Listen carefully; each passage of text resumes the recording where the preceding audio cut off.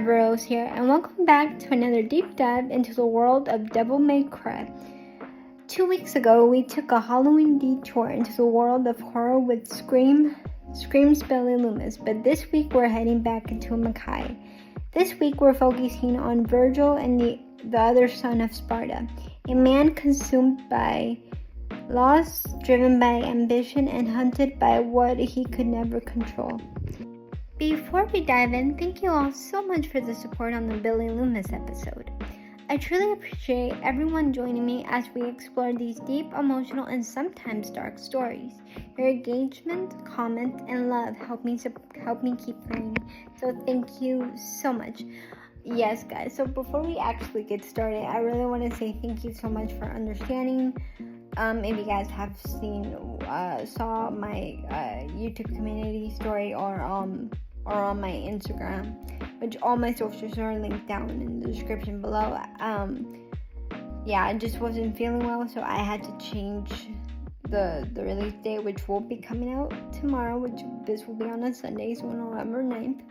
And I also hope you guys had an awesome Halloween, even though I know Halloween has already passed, but I hope you guys got a lot of candy wherever you guys are, or just enjoyed the costume or horror movies or whatever you guys did. And I just really appreciate it. I cannot believe we're at episode 26, and I can't wait to make more upcoming episodes. Alright, let's get started. Segment 1. The Wound That Made Him. Vergil's story begins with tragedy, the death of his mother, the absence of his father, and the harsh reality that made he and Dante were left to fend for themselves. So basically, if you guys haven't seen my episode 24, I talk about both of them, but as a versus analysis. But I've also done a video on Dante as a solo analysis, which is I think episode 23, and a White Rabbit analysis as well, which I'm all gonna link up on the card of the screen, so you guys will see it pop up there. So from my understanding, so since Vergil and Dante's mother, I think it's Ava or Eve, basically passed away during a fire and stuff. That was like an attack. Sparda, their father, wasn't there, and I think Vergil has a resentment towards Sparda because he cannot believe he let his mother pass on, and he cannot believe that his father just left them there. But he's also has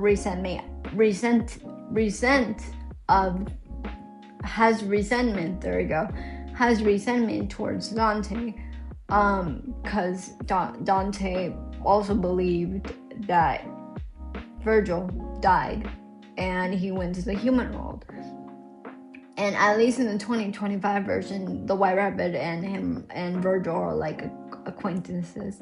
So when I think the White Rabbit told Vergil that Dante was alive, he resented Dante because, for one, he didn't go looking for his brother. Second, he knows his brother's reckless. He knows he's not sophisticated like his brother, like Vergil is.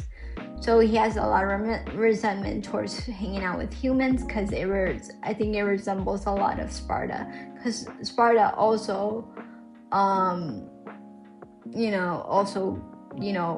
betrayed his own people to be with not just his mother, but be with humans instead of his own kind. So I truly believe he has resentment towards both, but I think it's mostly towards Sparda because he betrayed humans instead of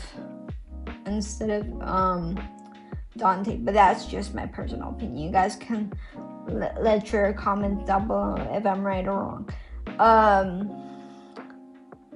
While Dante turned outward, embracing humanity and humor, Vergil turned it inward, bearing his pain under control and power.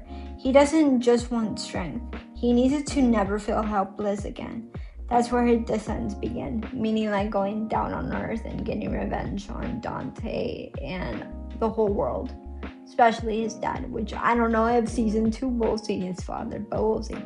Alright, let's keep going.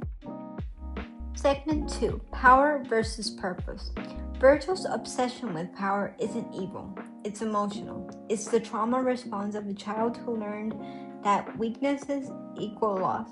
He's not chasing domination, he's chasing safety. But in doing so, he becomes his own prison, the cold, silent reflect of everything Dante fears to become. So, in my personal opinion, as I'm reading this, is that Dante uses sarcasm as a way of coping with the sense of his supposed loss of his brother and of his mother, even though his mother did tragically pass, but Vergil didn't until he learned the truth. And since Vergil has always been like the least favorite child from what I saw, because Ava, the mother, tend to kind of be more closer to Dante. So I don't know why, but it really reminds me of Thor and Loki. Like Vergil is Loki and Dante is Thor, because everybody, not going like into Marvel here real quick, but I'm just using it as an analogy. Thor and Dante are very cocky. They were both very, very cocky. And what's funny is that they're both wearing red. So like Dante wearing the leather red jacket and stuff like that. And Loki and Vergil feel like the least favorite, the least loved. And when Ava, their mother, gave both of them an amulet, which is red and blue,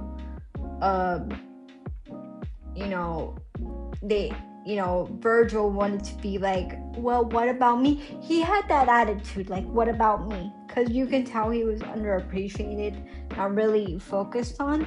So I think the reason he had resentment towards Dante is because, not just because Dante resembles a lot of his father, but because Ava favored Dante instead of loving them both equally.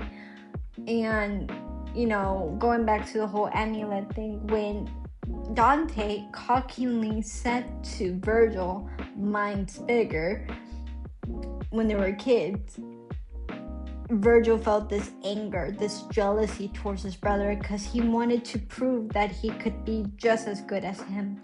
So I think all of this started due to favoritism of siblings and Dante being more loved and appreciated and paid attention to than Vergil ever was. And the reason why I think he wants to get back at Dante is to make him feel like he's not helpless with it. He's not the underappreciated child that he was. And I think we'll have to see in season 2, which will literally come next year, which I'm extremely excited. We'll have to see how Vergil really is towards his brother, but that's just my personal opinion. I think it was due to favoritism and being overlooked. That's what he felt like. And in my personal opinion, I don't think, and that is very unfortunate, but favoritism doesn't get any child, any person, anywhere. You should love everybody equally, no matter what they do or what they do as a mistake. Everyone should be loved and appreciated equally.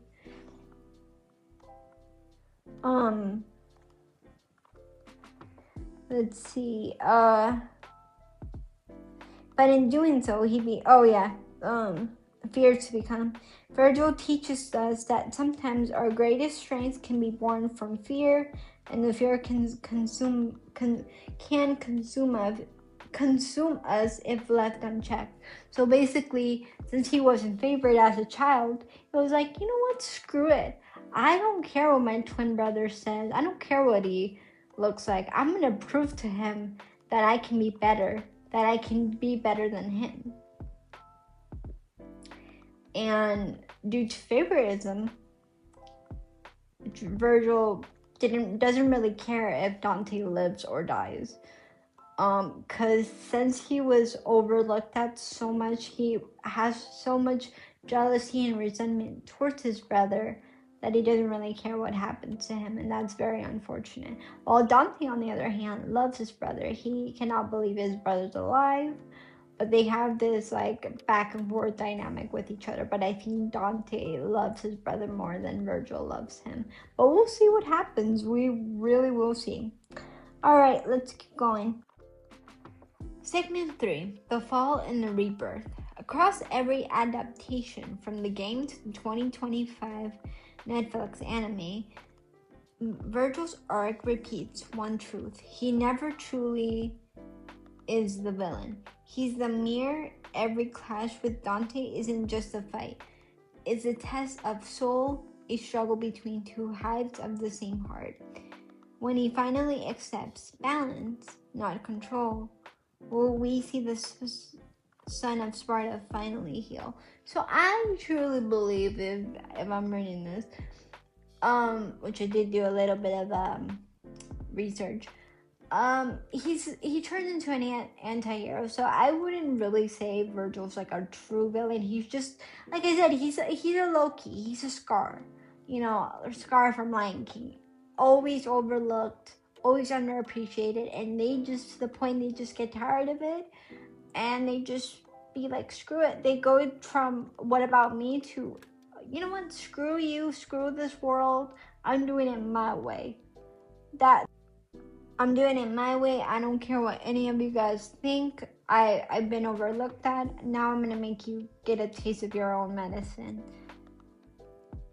And we'll see if Vergil truly, maybe you guys can correct me in the comments, because mind you, yes, I've heard of the video game, yes, I've kind of read about it, but maybe you guys can tell me a little bit more in the comments if you guys want, and see if it's, we'll have to see, but I see Vergil's more of an anti-hero, and if he is, that's great. But to me, in my personal opinion, he will never trust, I think, Dante the same. They may kind of come and go, they may work with each other, but it's not like, oh, hug me, brother. No, it's not that type of friendship. They will have, they will have things towards each other that they do not like. All right, let's continue. Segment 4, Final Thoughts plus What's Next. What Vergil teaches us: pain can drive you, but it can also define you. Strength is meaningless without purpose. Sometimes the hardest person to forgive is yourself. So real quick, you guys, if you ever feel underappreciated, if you guys feel like you're not worthy enough, yes you are. No matter what you do, this is going to be extremely hard, and I'm not going to say this is going to be extremely easy. But look into yourself, whether you believe in God or not, whatever you believe in, whether it's spirituality, look at what makes you truly happy. Don't listen to people who they think they know who you are. If you're underappreciated, appreciate yourself, because your inner child, that little child of yours, is asking for a hug, and nobody hug that child, hug yourself. Because unfortunately people are like that. We humans, we can be very, oh, if this person done better than you, why can't you do this? Why can't you do that? They make you feel like they make you feel you need to be a perfectionist when you truly don't. And I can tell you, you're appreciated, you're loved, and continue to keep growing and continue to make the best progress you can each time. It's not going to get easy, but it's going to be worth it. And all it has to do is forgiving yourself, truly. Thank you so much for tuning in. Next week, we'll be back to Hunter x Hunter, continuing my journey through this series that I started last November of 2024, carrying us from November into December. So basically, yes, I understand this holiday is for Thanksgiving and Christmas and all, but I really want to say that last year, Hunter x Hunter has changed my life forever, and I started the time that I got sick last year, and I wasn't feeling too well, and I decided to watch Hunter x Hunter. I watched the old version, which I will try to see if I can get clips of it. I'm not too highly sure, so I'm just gonna stick with the 2011 version, which I'll probably have to rewatch again, even though it's been a year afterwards. But it's such a long series, but an amazing series, that I'm just gonna go straight into it again. But yeah, it's gonna be from episode 28, which will be on a Thanksgiving, to, I want to say, episode December 18th is which I ended the whole series in general, like from 1999 to 2011. Yeah, I binge watched the whole series from 1999 to 2011, and it was the most greatest thing I've ever done. Did I miss a couple of sleeps because of that? Yes, but was it worth it? Hell yes. And per usual, love y'all. Bye. Oh, and before I forget, yeah, please let me know which Hunter x Hunter character you guys want to see next. All right, per usual, love y'all. Bye.